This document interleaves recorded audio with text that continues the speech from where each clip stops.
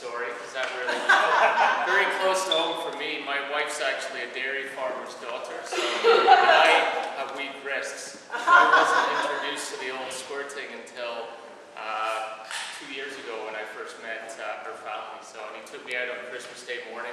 First time I'd actually met him, took me into the bar, and he's like, "This is how you do it." He had me there for about 5 minutes, and then I turned around, and of course he's got the big thing on the udder standing behind me, and he's squirting milk at me. So that's why I have weak wrists. Didn't do it when I was young. I skipped to my last slide. I kind of thought, well, this is where we're going to end up today. There's some things maybe based on what, and you guys can kind of educate me as we go along as to what you've already been told. One of our big topics is long-term athlete development, building on what you learned from Dave Ellis. How many people are at the Dave Ellis chat? About half of you, I would say. Okay, so I'll be recapping some of that stuff today, but I wanted to kind of go to the end and say, okay, well, this is maybe some of the things you're facing in the community. Some of the things John really touched on was excellent. I'm glad he went first.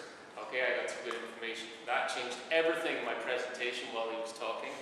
Just kidding. And as John brought up, there's some very controversial issues with long-term athlete development. Okay, and we could really talk about it for weeks, and I'm sure some of you will disagree with what I have to say.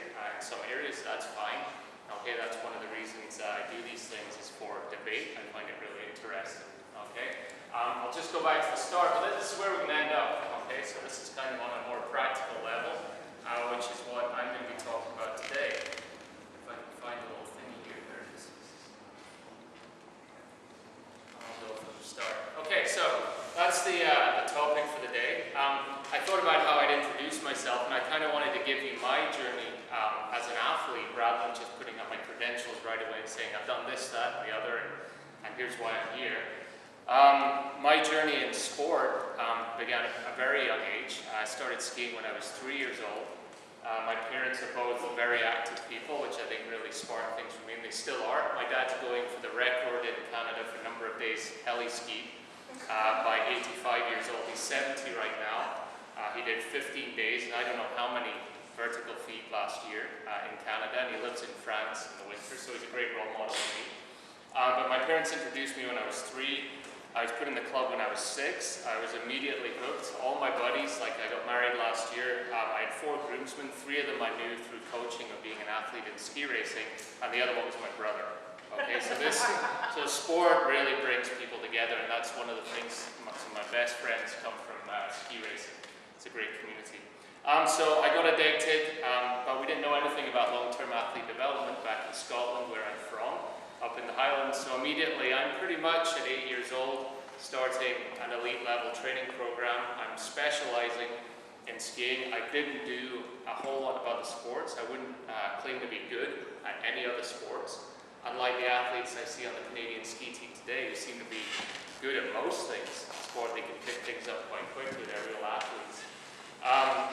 By age 12, I was spending 8 weeks on glaciers in Europe, training 5 days a week, 5 to 6 hours a day, by 12 years old. And by age 14, I was an age group champion. I was having international success as an age group competitor.